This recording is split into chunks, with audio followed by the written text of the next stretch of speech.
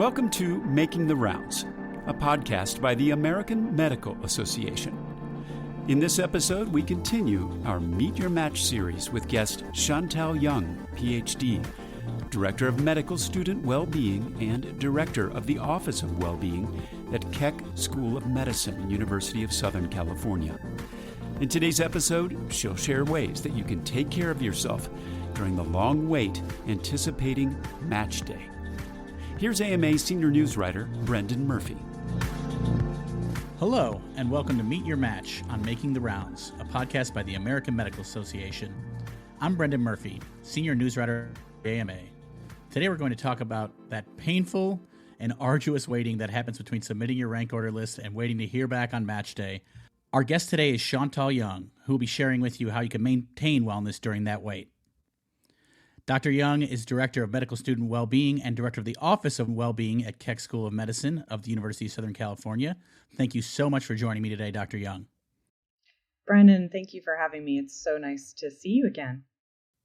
Yes, Dr. Young has worked with the AMA News team on many stories. We're excited to have her in a different forum, but with similar and expert advice. She is certainly well-versed in the medical student wellness arena. So to get started, can you offer some insight on your role in wellness and how you work with medical students during the match process? Sure. So I am half of a two-person team. I'm one half of that team that comprises the Medical Student Wellbeing Program at the Keck School of Medicine at USC. So I work with another clinical psychologist. Her name is Maria Giuliani, and together we serve about 750 medical students. And I used to provide one-on-one therapy or counseling services for students, but in recent years, I've moved into more of a administrative teaching leadership role. So now Maria does most of the one-on-one work, but I want to speak from both our perspectives.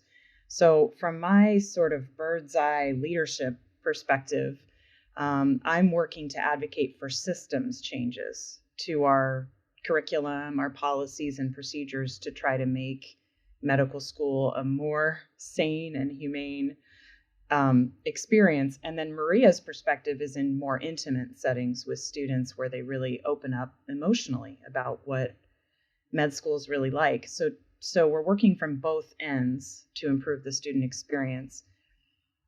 And the first thing I want to say about the match process is that it is really a metaphor for more than just the match. It really means something. How do you deal with uncertainty, not knowing what's going to happen in your life, not always being in control of what's decided? And maybe most importantly, how do you deal with disappointment if it comes? So those are the bigger life questions that we're helping students with. And if you like, I can also get into what we do on the practical side to support students during match. We'd love to hear about it. Great. So on that fateful Monday, where students are notified about whether they matched or not, Maria and I set aside protected time to meet with students one-on-one that day if they want to. And if they matched, we try to help them shift gears into celebrating. I mean, they probably just matched into the specialty of their choosing. Wow, you've accomplished the goal of becoming a physician in that field of choice, regardless of the location. So taking some time to celebrate, and some second guessing or kind of buyer's remorse of their choices is normal during that time. And we try to help them not let that drag them down. If students don't match, the SOAP process can sometimes keep them pretty busy and distracted, and they may or may not want to meet with us right away to emotionally process what's going on. And we tell them it's totally fine to make the choice to keep all that bottled up for the short term, just to get yourself through that week and keep functioning. And then sometimes after SOAP is over, that's when we'll meet with students to start working through what this experience meant for them. And if they do want to meet, they can feel reassured when we tell them a little bit about what's going to happen during SOAP, or if they don't end up matching at all. And first and foremost, we want them to know their lives are not over, professionally or personally, if they don't match, and they're still going to be fully supported by us no matter what And the last thing I'll say is that when students get that letter telling them where they were matched, we offer some support for that moment too. So sometimes there's a lot of pressure on that moment. Schools will have joint events where students open letters, and that can be kind of pressure, right? Like it has to be an idealized moment, like, oh, wow, I'm so joyful. But we like to say there are many ways to do that. We could be available to sit with you as you open the letter in our office. We could be on Zoom with you so that the students at home with their loved ones, but we're there. Or it could be a totally private, calm, quiet moment. It's really your moment and your way. You offered a lot of great insight there. You discussed SOAP, which offers me the opportunity to plug that the next episode of this podcast series will be about the process of what to do if you don't match. That includes, of course, SOAP, which is the Supplemental Offer Acceptance Program. This year's SOAP will opens on March 14th. Looking at this period before SOAP, and hopefully you don't end up in SOAP, but there are certainly many potential outcomes and many positive outcomes. You notice an uptick in stress for students between rank order list submissions and match day? Yes, there's definitely a high level of anxiety for many students during this window of time, which I try to validate as really normal and really understandable given the perceived impact and the actual impact that this decision has on students' lives, both personally and professionally.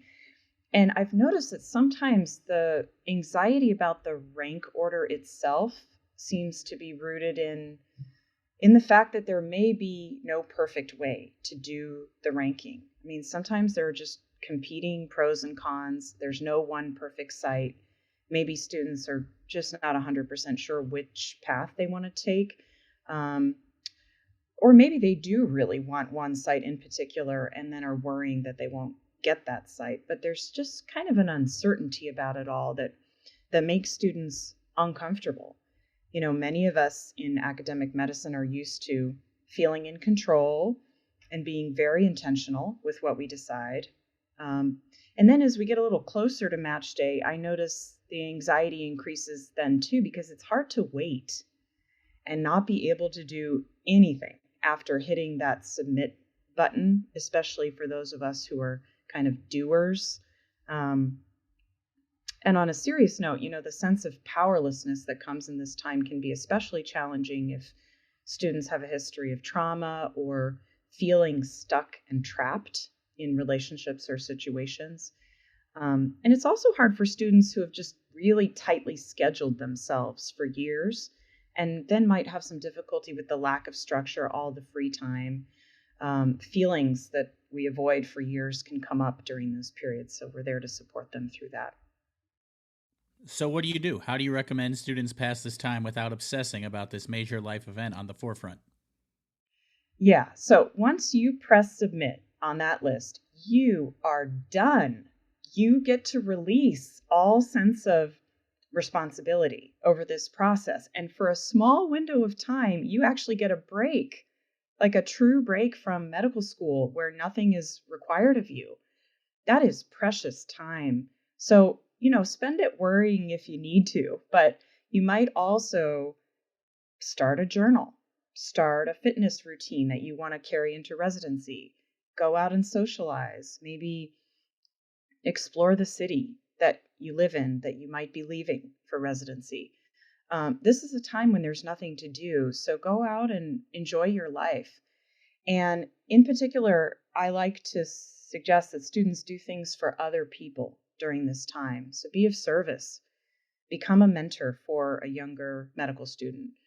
You know, sign up to clean a highway or serve food to people in shelters. Just get out of your head, get out of the very narrow mind that is only thinking about self.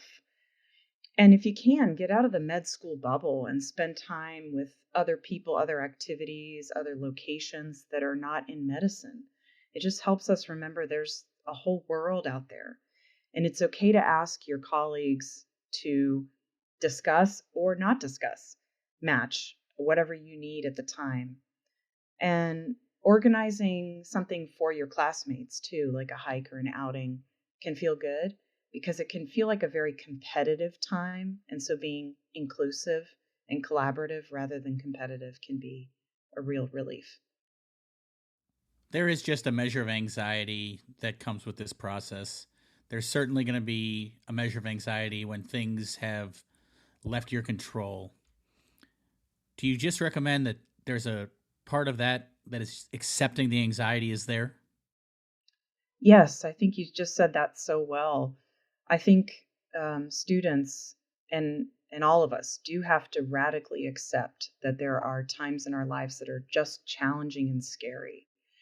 And there's nothing wrong with students for being anxious during this time. It's just inherently anxiety producing. So the one thing I really don't want students to do is to be anxious and then get hard on themselves for being anxious. A better way to be with that anxiety is to bathe it in compassion and care. Maybe even experiment with, is there a way for me not to hate my anxiety, but to love it? Because what does anxiety really mean? It's a deep need and it's a deep longing for safety and security for that good future and that good life. Anxiety is just trying to ensure your happiness, right? And at the same time, students can balance that with not fully buying in to anxious thinking. So it's good to question your worst case scenario thoughts.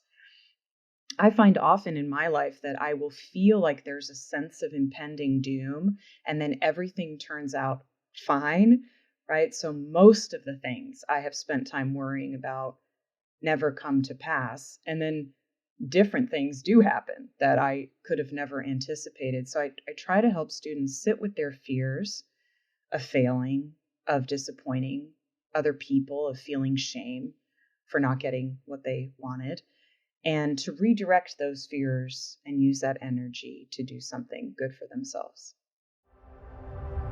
You took care of the nation. It's time for the nation to take care of you. The AMA stood by America's physicians and patients during the pandemic, and we're not stopping there. We're fixing prior authorization, leading the charge on Medicare payment reform, supporting telehealth, fighting scope creep, and reducing physician burnout. It's time to rebuild, and the AMA is ready. To learn more about the AMA Recovery Plan for America's Physicians, go to ama-assn.org/time to rebuild. Accepting the anxiety is one thing, heightening it is another, and I'm guessing you see that as less productive. What behaviors should students avoid? Yeah, heightening it is definitely less productive. And there are some things we all do when we're anxious that are probably not going to be as helpful. So any kind of impulsive behavior to cope with anxiety, like drinking more, smoking more pot, increasing sexual behavior that wasn't your habit before, or just staying up really late, watching TV and then sleeping in really late, or texting your ex, or distracting ourselves through overeating or not treating our bodies well. All of that has a short-term function, but ultimately just adds to anxiety and stress. So I'd say if you can go into this window of time with the intention to keep your self-care where it is or even higher, and having a sense of fun and enjoyment and relaxation without impulsive behaviors, that's ideal. What are the beneficial outlets? Who should students talk to if they want to share these anxieties or just blow off some steam? Yeah, so important to be talking about it. Definitely come talk to us. Come talk to the well-being or mental health professionals at your school. If you feel comfortable talking to certain peers, you can do that. In some sense, other students understand what you're going through better than anyone. But you can also keep in mind that some of them may not want to talk about it. They might not want to focus on it during the time that they have free, or they just might be feeling like super insecure themselves. So I would also consider connecting with friends outside of your medical student group who can be with you. I might also add just something else that's coming to my mind, which is that some guidance for our faculty and staff around this, or loved ones of medical students who are sitting with them during this time. What I've found with faculty is that we often want to give premature reassurances when students are stressed. Like sometimes we'll do this thing where we say, "Oh, you matched in Ohio. Ohio's great. I know a great restaurant there." When that wasn't what the student wanted and they're feeling sad and frustrated. So just creating space for them to air their disappointment and just sitting there with them in that is so valuable. I mean, you might be the only person who can do that, who cannot fix their disappointment, their sadness, their frustration, not try to combat it with positive encouragement, but just be there and say, like, wow, I hear how disappointed and sad you are. And that makes sense. And I'm so glad you're sharing it with me. So, on an annual basis, the match rate for USDO and USMD seniors is somewhere between 90 and 95%, usually toward the higher end of that. How do those facts play into the way you coach people to bide their time? Right. Not only do most applicants match somewhere, but the vast majority of applicants end up in one of their top 3 spots.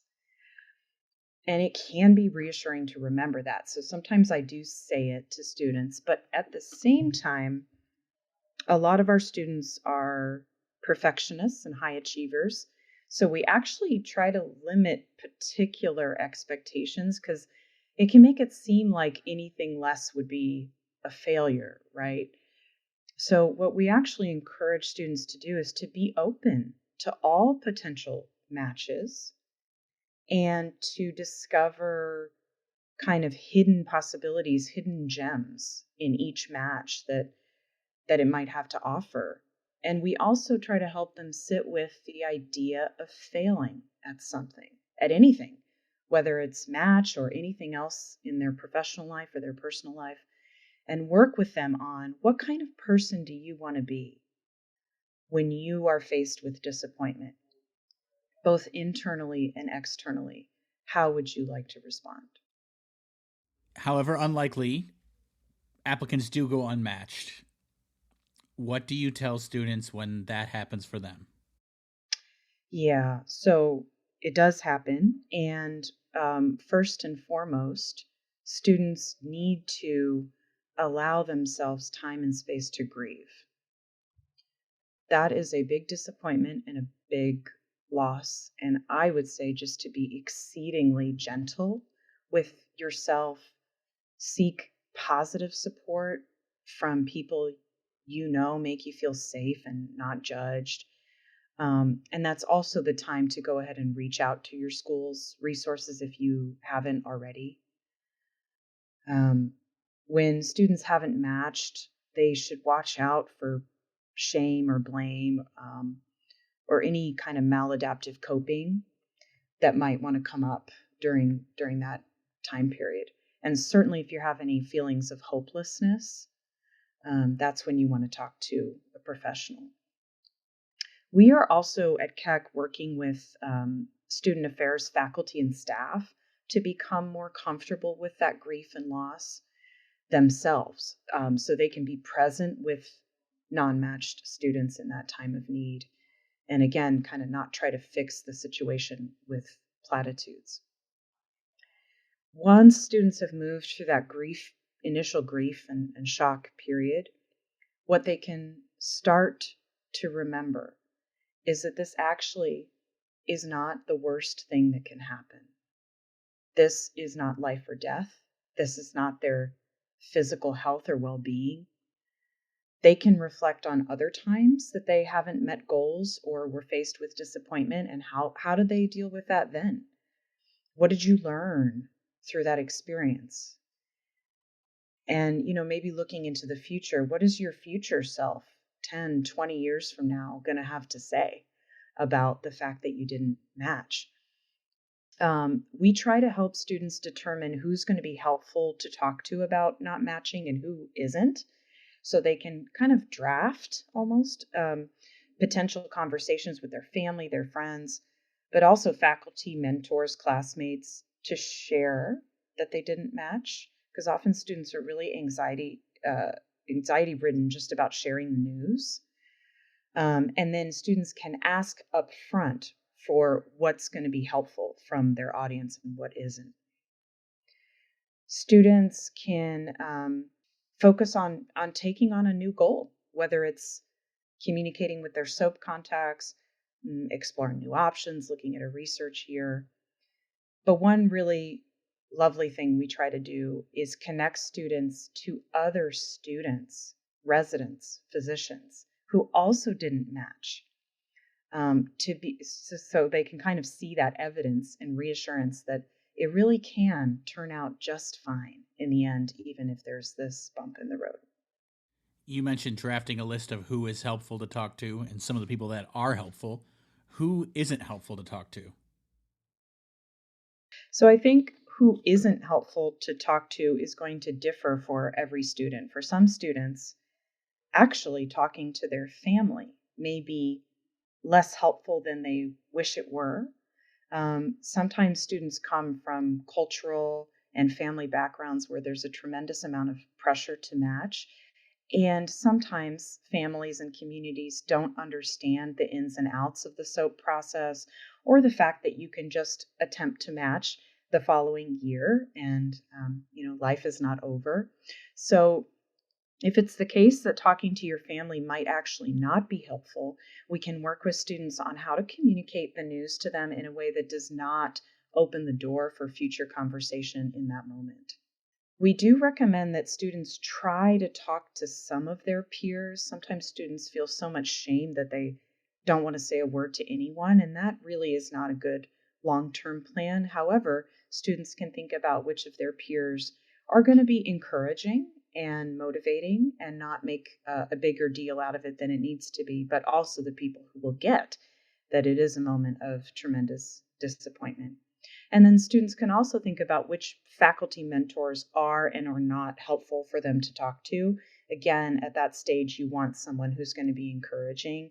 And we do create a list of residents and physicians who did not match at their first attempt, that are sometimes really good people to talk to in those moments, who can explain how they got through it and thrived in the end. You talked earlier about looking for the hidden gems, and that's a great approach, I'm sure, but some students are going to match and not have their ideal version of events. What do you tell those students? How do you help them cope? Yeah, so for students who maybe don't get their first pick or their second or their third, first of all, we try to be really mindful of language. So we don't talk about quote unquote top specialties or top residency sites. We try to use language like specialties or sites that put a greater emphasis on test scores, or specialties that have a lot of applicants for fewer spots. But it really is not that one is better than the other. The other thing I try to talk to students about is that without a crystal ball, it's kind of impossible to know what the ripple effects are for each site choice. So you're going off of fantasy and an assumption of what you think is going to happen to your life with each site. And there could be some accurate aspects to that, but you really just never know. I'm thinking of a personal example, actually, which is that I really wanted to match at the UCLA Counseling Center for my postdoc year, which is for psychologists kind of the equivalent of medical residency. But on the interview day, I was having a very off day and I totally bombed, and I was not offered a position there. And so instead, I went to Kaiser Permanente in Northern California for my postdoc, which was not what I wanted to do. But when I was there, I met the single best group of colleagues I have ever worked with to this date. I loved that job. I still have connections with people there Even though I moved away back to LA, it was more than 10 years ago now. I am so grateful I had that opportunity, even though at the time I thought it was a failure. So you just don't know. And you can grieve what you lost. And then as you move toward acceptance, start to celebrate wherever you are going and whatever special opportunities might be offered there. Do you have any other advice about biding time between rank order deadline and match, or just generally approaching these final few weeks of this process for students? Yes. I mean, if I may, I'd like to just speak directly to any students who may be listening. You are so much more than match day. You are expansive and magical, and you are loved. So please give yourself permission to enjoy what is actually a very exciting time of life, to reflect on the big questions and be with people you love. And if you need to worry, then schedule some worry time and then have the rest of your day free of dwelling if possible. Because what's at stake here really? It is not your worth, because that is not touchable. I'm sure our student audience will find that advice, the bit of levity you offered, to be very helpful. Thank you so much for joining us on this episode in our Meet Your Match series, Dr. Young. Thank you so much for having me. I'm AMA Senior News Writer Brendan Murphy. We'll see you next time. You can subscribe to Making the Rounds and other great AMA podcasts anywhere you listen to yours, or visit ama-assn.org/podcasts. Thanks for listening.